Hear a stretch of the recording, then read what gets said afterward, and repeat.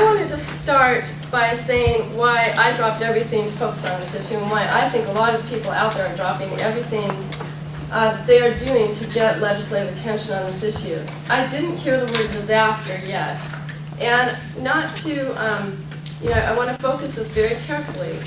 The Idaho legislature 2 days ago has considered a resolution saying that global impacts to them have the potential, global warming impacts have the potential of causing long-term drought, famine, mass migration, and abrupt climate shifts, posing a serious threat to the economy, public health, environment, and worldwide security.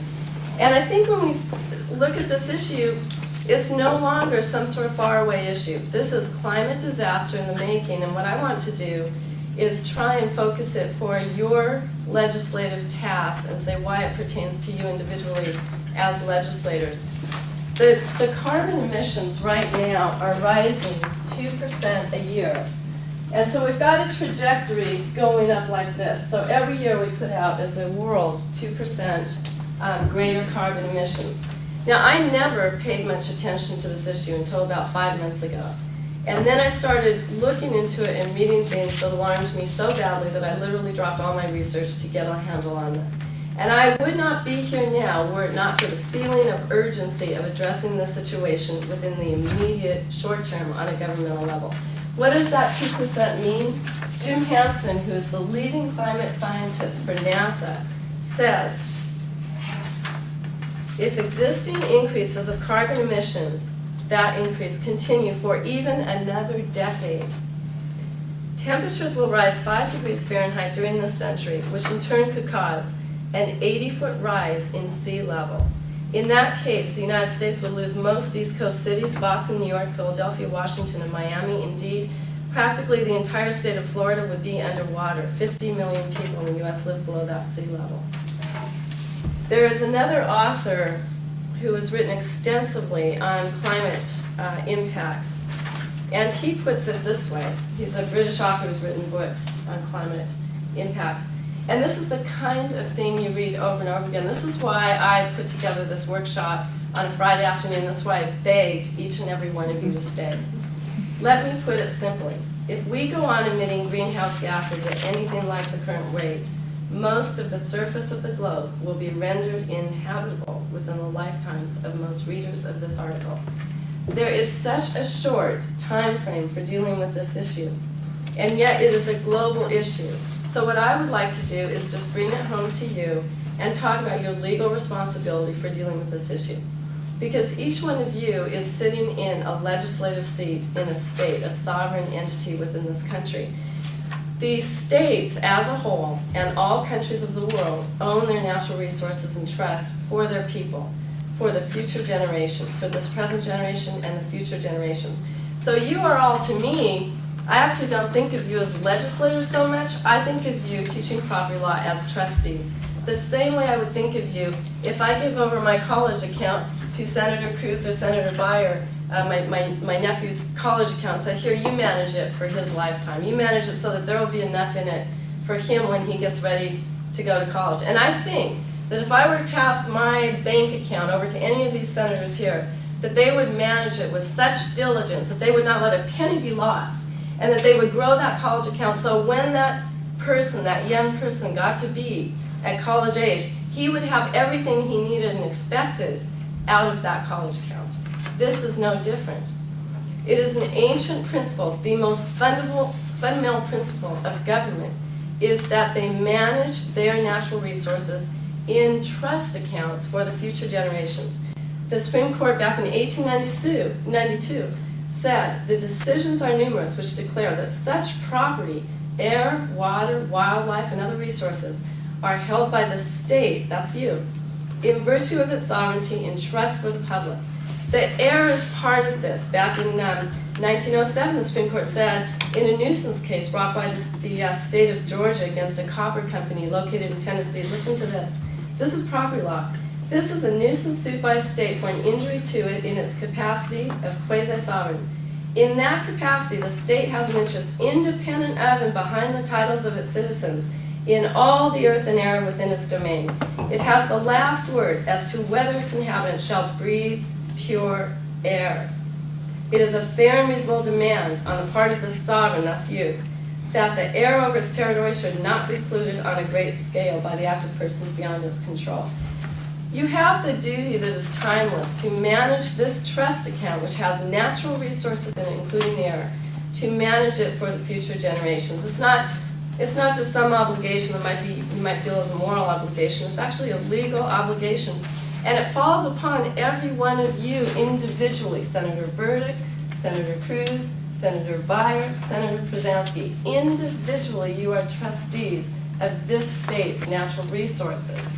And individually, that is probably your most urgent duty, even though you may, like me, have totally thought this was a global issue worthy of ignoring it and not spending your time on it. That's how I was until about 4 months ago. Today, this problem threatens the future of civilization as we know it. Now, certainly, perhaps people can make a scraping living out of something decades or centuries from now. But it will not be what we know. It will not be the quality of life that America relies on and has come to expect, and that your nephews or your grandchildren would come to expect growing up the way we do in this country. Now, why did I convene everybody here on a Friday afternoon, which I would like to be doing something else too? It's because there is such a short window of time to address this issue. This is the most crucial point to walk away with. The carbon is increasing at 2%. As Dr. Biddy Roy said, this carbon is warming the Earth. The polar ice cap is melting. Greenland is melting.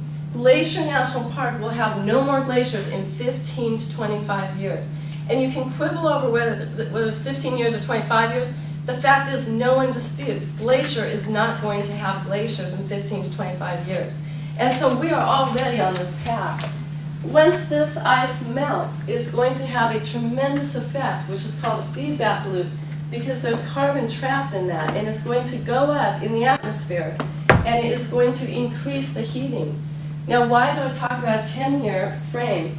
It is because Jim Hansen, the leading climate scientist for NASA, has said, if we don't somehow reverse this trajectory within the next 10 years, and frankly, many people think that's even too long, but if we don't reverse this trajectory, because the carbon goes up here and accumulates and stays for 500 years, it's going to be doing things even if we go on beyond 10 years. That carbon is going to have an impact that will have heating effects down on Earth.